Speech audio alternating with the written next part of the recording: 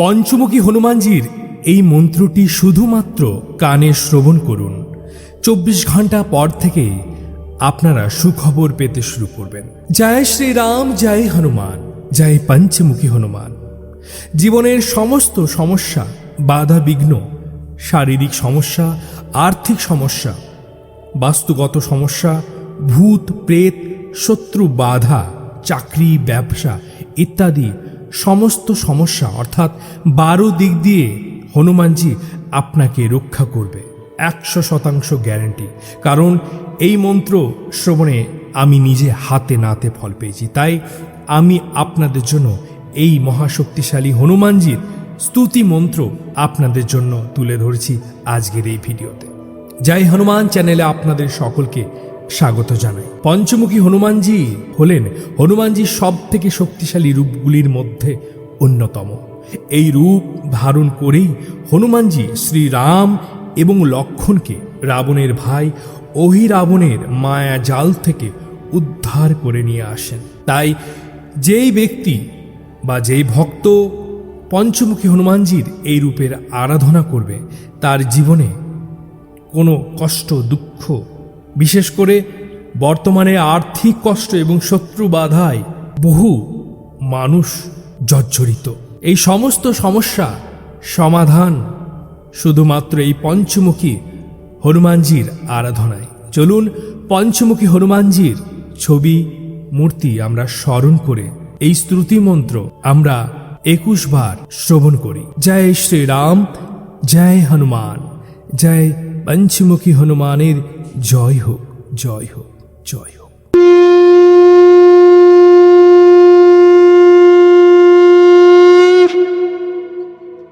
ओम नमो भगवते पंचवदनाय पूर्वाकापि मुखे सकला शत्रु समरनाय स्वाहा। ओम नमो भगवते पंचवदनाय दक्षिणामुखे करलावदनाय नरसिंहाय सकला भूत प्रेत प्रमादनाय स्वाहा। ओम नमो भगवते पंचवदनाय पश्चिमामुखे गरुडाय सकला विषहरणाय स्वाहा। ओम नमो भगवते पंचवदनाय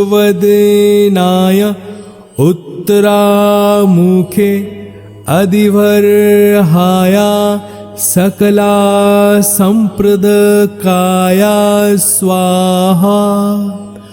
ओम नमो भगवते पंचवदनाय ऊर्ध्वमुखे हयग्रीवाय सकला जन वशीकरणाय स्वाहा। ओम नमो भगवते पंचवदनाय पूर्वाकापि मुखे सकला शत्रु समरणाय स्वाहा। ओम नमो भगवते पंचवदनाय दक्षिणामुखे करलावदनाय नरसिंहाय सकला भूत प्रेत प्रमादनाय स्वाहा। ओम नमो भगवते पंचवदनाय पश्चिमामुखे गरुडाय सकला विषहरणाय स्वाहा।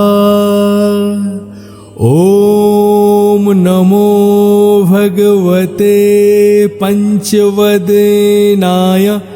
उत्तरामुखे उत्तरामुखे अधिवर्हाया सकला संप्रदकाया स्वाहा। ॐ नमो भगवते पंचवदनाय ऊर्ध्वमुखे हयग्रीवाय सकला जन वशीकरणाय स्वाहा। ॐ नमो भगवते पंचवदनाय पूर्वाकापिमुखे सकला शत्रुसमरणाय स्वाहा। ॐ नमो भगवते पंचवदनाय दक्षिणामुखे करलावदनाय नरसिंहाय सकला भूतप्रेतप्रमादनाय स्वाहा। ॐ नमो भगवते पंचवदनाय पश्चिमामुखे गरुडाय सकला विषहरणाय स्वाहा। ॐ नमो भगवते पंचवदनाय उत्तरामुखे अधिवर्हाया सकला संप्रदकाया स्वाहा। ॐ नमो भगवते पंचवदनाय ऊर्ध्वमुखे हयग्रीवाय सकला जन वशीकरणाय स्वाहा। ॐ नमो भगवते पंचवदनाय पूर्वाकापिमुखे सकला शत्रुसमरणाय स्वाहा। ॐ नमो भगवते पंचवदनाय दक्षिणामुखे करलावदनाय नरसिंहाय सकला भूतप्रेतप्रमादनाय स्वाहा। ॐ नमो भगवते पंचवदनाय पश्चिमामुखे गरुडाय सकला विषहरणाय स्वाहा। ॐ नमो भगवते पंचवदनाय उत्तरामुखे अधिवर्हाया सकला संप्रदकाया स्वाहा। ॐ नमो भगवते पंचवदनाय ऊर्ध्वमुखे हयग्रीवाय सकला जन वशीकरणाय स्वाहा। ॐ नमो भगवते पंचवदनाय पूर्वाकापिमुखे सकला शत्रुसमरणाय स्वाहा। ॐ नमो भगवते पंचवदनाय दक्षिणामुखे करलावदनाय नरसिंहाय सकला भूतप्रेतप्रमादनाय स्वाहा। ॐ नमो भगवते पंचवदनाय पश्चिमामुखे गरुडाय सकला विषहरणाय स्वाहा। ॐ नमो भगवते पंचवदनाय उत्तरामुखे अधिवर्हाय सकला संप्रदकाय स्वाहा।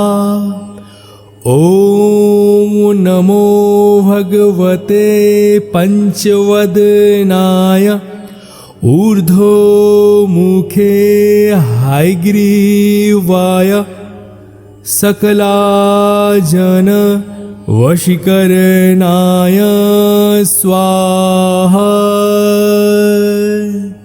ॐ नमो भगवते पंचवदनाय पूर्वाकापिमुखे सकला शत्रुसमरणाय स्वाहा। ॐ नमो भगवते पंचवदनाय दक्षिणामुखे करलावदनाय नरसिंहाय सकलभूतप्रेतप्रमादनाय स्वाहा। ॐ नमो भगवते पंचवदनाय पश्चिमामुखे गरुडाय सकला विषहरणाय स्वाहा। ॐ नमो भगवते पंचवदनाय उत्तरामुखे अधिवर्हाय सकला संप्रदकाय स्वाहा। ॐ नमो भगवते पंचवदनाय ऊर्ध्वमुखे हयग्रीवाय सकला जन वशीकरणाय स्वाहा। ॐ नमो भगवते पंचवदनाय पूर्वाकापिमुखे सकला शत्रुसमरणाय स्वाहा। ॐ नमो भगवते पंचवदनाय दक्षिणामुखे करलावदनाय नरसिंहाय सकलभूतप्रेतप्रमादनाय स्वाहा। ॐ नमो भगवते पंचवदनाय पश्चिमामुखे गरुडाय सकला विषहरणाय स्वाहा। ॐ नमो भगवते पंचवदनाय उत्तरामुखे अधिवर्हाय सकला संप्रदकाय स्वाहा। ॐ नमो भगवते पंचवदनाय ऊर्ध्वमुखे हयग्रीवाय सकला जन वशीकरणाय स्वाहा।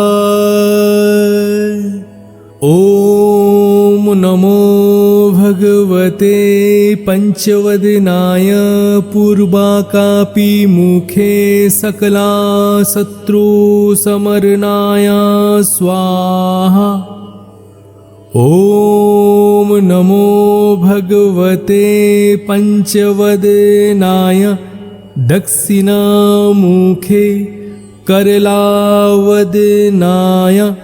नरसिंहाय सकलभूतप्रेतप्रमादनाय स्वाहा। ॐ नमो भगवते पंचवदनाय पश्चिमामुखे गरुडाय सकला विषहरणाय स्वाहा। ॐ नमो भगवते पंचवदनाय उत्तरामुखे अधिवर्हाय सकला संप्रदकाय स्वाहा। ॐ नमो भगवते पंचवदनाय ऊर्ध्वमुखे हयग्रीवाय सकला जन वशीकरणाय स्वाहा। ॐ नमो भगवते पंचवदनाय पूर्वाकापिमुखे सकला शत्रुसमरणाय स्वाहा। ॐ नमो भगवते पंचवदनाय दक्षिणामुखे करलावदनाय नरसिंहाय सकलभूतप्रेतप्रमादनाय स्वाहा। ॐ नमो भगवते पंचवदनाय पश्चिमामुखे गरुडाय सकला विषहरणाय स्वाहा। ॐ नमो भगवते पंचवदनाय उत्तरामुखे अधिवर्हाय सकला संप्रदकाय स्वाहा। ॐ नमो भगवते पंचवदनाय ऊर्ध्वमुखे हयग्रीवाय सकला जन वशीकरणाय स्वाहा।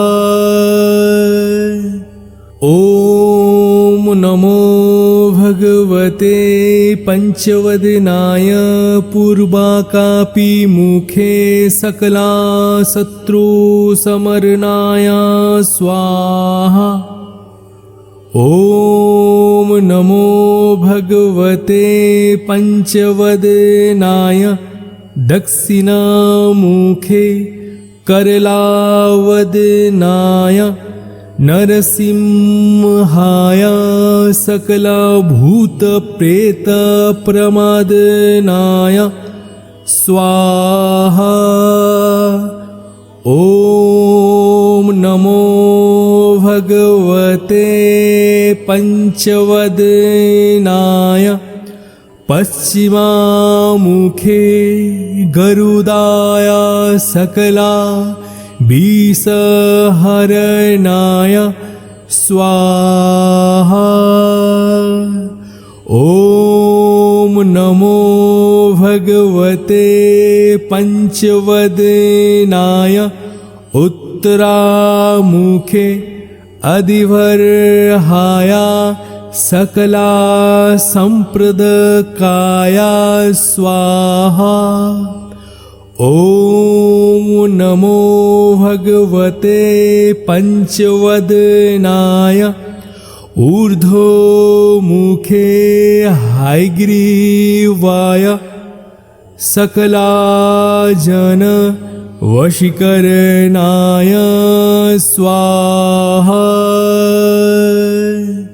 ॐ नमो भगवते पंचवदनाय पूर्वाकापि मुखे सकला शत्रु समरनाय स्वाहा।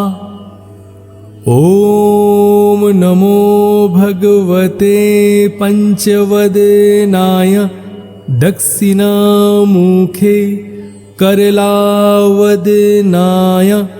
नरसिंहाय सकलभूतप्रेतप्रमादनाय स्वाहा। ॐ नमो भगवते पंचवदनाय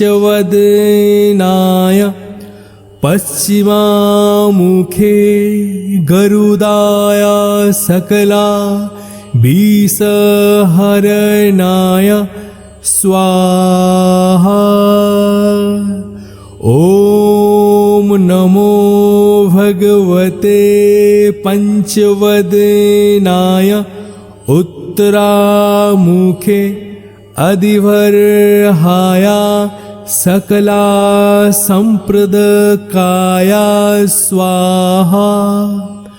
ॐ नमो भगवते पंचवदनाय ऊर्ध्वमुखे हयग्रीवाय सकला जन वशीकरणाय स्वाहा। ॐ नमो भगवते पंचवदनाय पूर्वाकापि मुखे सकला शत्रु समरणाय स्वाहा। ॐ नमो भगवते पंचवदनाय दक्षिणामुखे करलावदनाय नरसिंहाय सकलभूतप्रेतप्रमादनाय स्वाहा। ॐ नमो भगवते पंचवदनाय पश्चिमामुखे गरुडाय सकला विषहरणाय स्वाहा। ॐ नमो भगवते पंचवदनाय उत्तरामुखे अधिवर्हाय सकला संप्रदकाय स्वाहा। ॐ नमो भगवते पंचवदनाय ऊर्ध्वमुखे हयग्रीवाय सकला जन वशीकरणाय स्वाहा। ॐ नमो भगवते पंचवदनाय पूर्वाकापि मुखे सकला शत्रु समरणाय स्वाहा। ॐ नमो भगवते पंचवदनाय दक्षिणामुखे करलावदनाय नरसिंहाय सकलभूतप्रेतप्रमादनाय स्वाहा। ॐ नमो भगवते पंचवदनाय पश्चिमामुखे गरुडाय सकला विषहरणाय स्वाहा। ॐ नमो भगवते पंचवदनाय उत्तरामुखे अधिवर्हाय सकला संप्रदकाय स्वाहा। ॐ नमो भगवते पञ्चवदनाय ऊर्ध्वमुखे हयग्रीवाय सकलाजन वशीकरणाय स्वाहा। ॐ नमो भगवते पञ्चवदनाय पूर्वाकापिमुखे सकला शत्रुसमरणाय स्वाहा। ॐ नमो भगवते पञ्चवदनाय दक्षिणामुखे करलावदनाय नरसिंहाय सकलभूतप्रेतप्रमादनाय स्वाहा। ॐ नमो भगवते पञ्चवदनाय पश्चिमामुखे गरुडाय सकला विषहरणाय स्वाहा। ॐ नमो भगवते पञ्चवदनाय उत्तरामुखे अधिवर्हाय सकला सम्प्रदकाय स्वाहा। ॐ नमो भगवते पञ्चवदनाय ऊर्ध्वमुखे हयग्रीवाय सकलाजन वशीकरणाय स्वाहा। ॐ नमो भगवते पञ्चवदनाय पूर्वाकापिमुखे सकला शत्रुसमरणाय स्वाहा।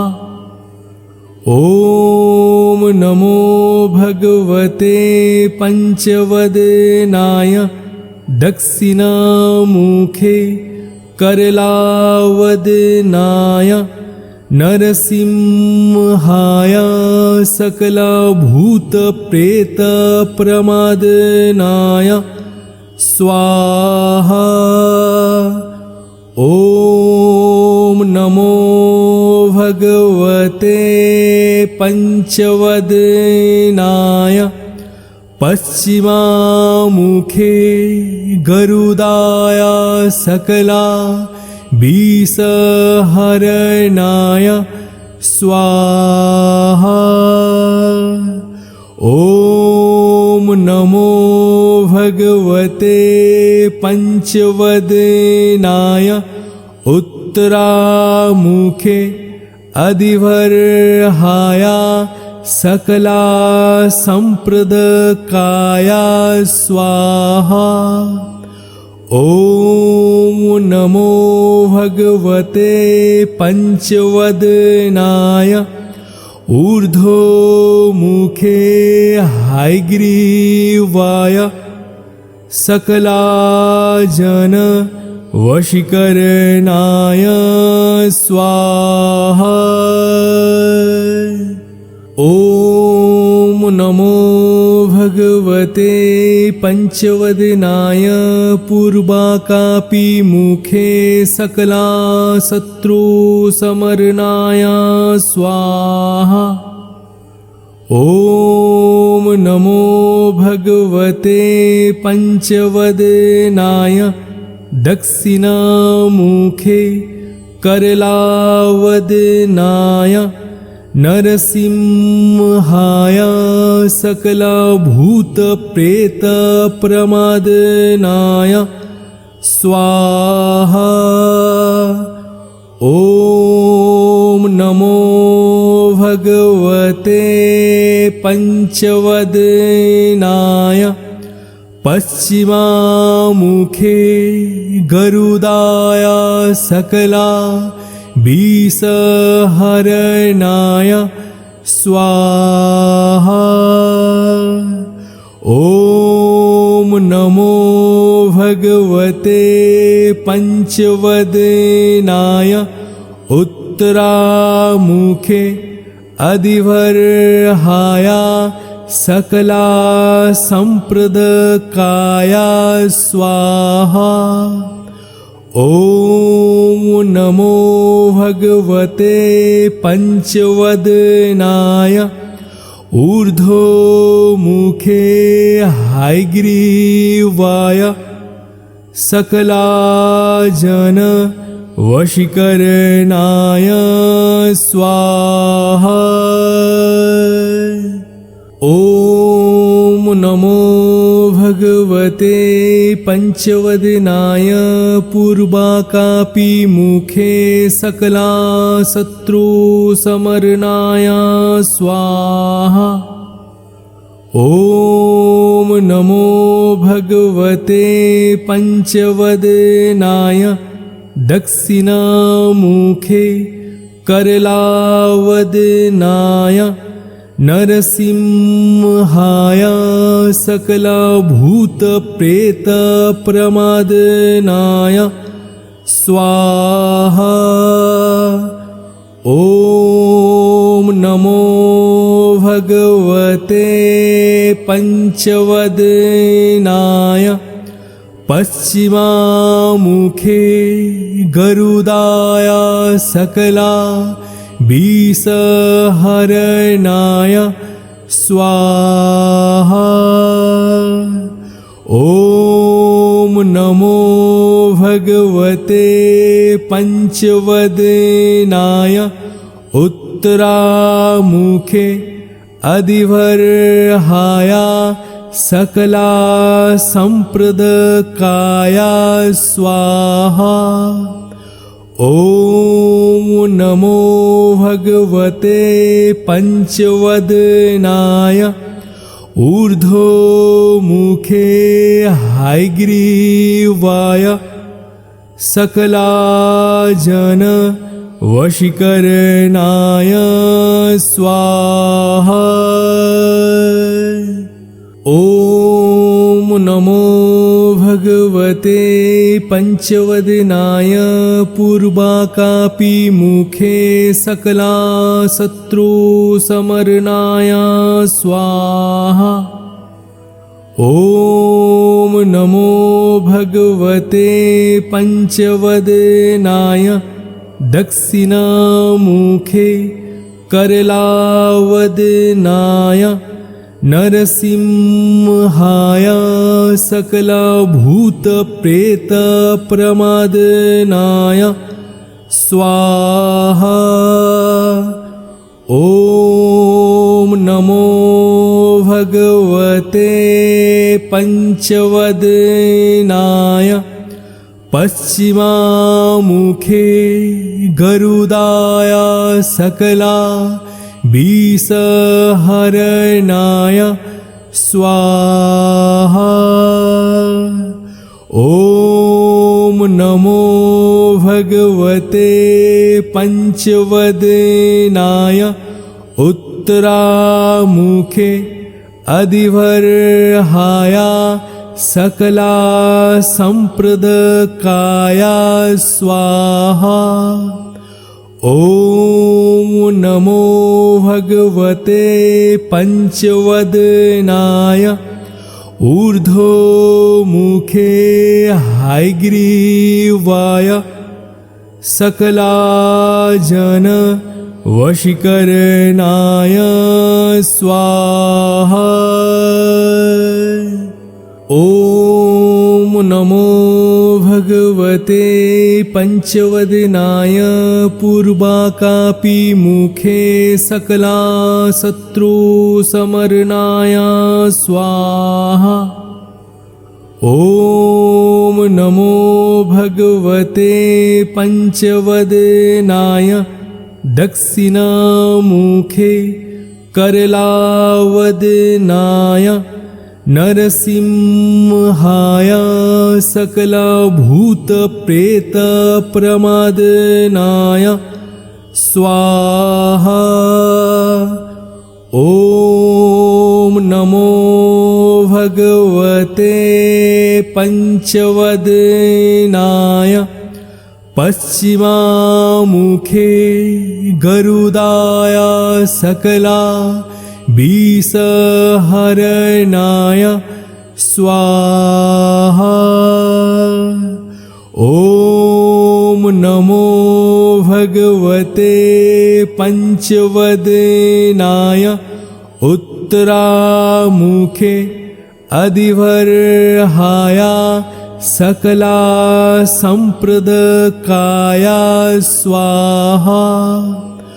ॐ नमो भगवते पंचवदनाय ऊर्ध्वमुखे हयग्रीवाय सकला जन वशीकरणाय स्वाहा। ॐ नमो भगवते पंचवदनाय पूर्वाकापिमुखे सकला शत्रुसमरणाय स्वाहा। ॐ नमो भगवते पंचवदनाय दक्षिणामुखे करलावदनाय नरसिंहाय सकला भूतप्रेतप्रमादनाय स्वाहा। ॐ नमो भगवते पंचवदनाय पश्चिमामुखे गरुडाय सकला विषहरणाय स्वाहा। ॐ नमो भगवते पंचवदनाय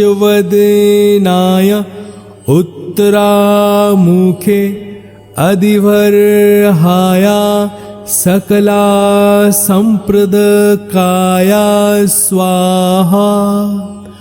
ॐ नमो भगवते पंचवदनाय ऊर्ध्वमुखे हयग्रीवाय सकला जन वशीकरणाय स्वाहा। ॐ नमो भगवते पंचवदनाय पूर्वाकापिमुखे सकला शत्रुसमरणाय स्वाहा। ॐ नमो भगवते पंचवदनाय दक्षिणामुखे करलावदनाय नरसिंहाय सकला भूतप्रेतप्रमादनाय स्वाहा। ॐ नमो भगवते पंचवदनाय पश्चिमामुखे गरुडाय सकला विषहरणाय स्वाहा। ॐ नमो भगवते पंचवदनाय उत्तरामुखे अधिवर्हाय सकला संप्रदकाय स्वाहा। ॐ नमो भगवते पंचवदनाय ऊर्ध्वमुखे हयग्रीवाय सकला जन वशीकरणाय स्वाहा।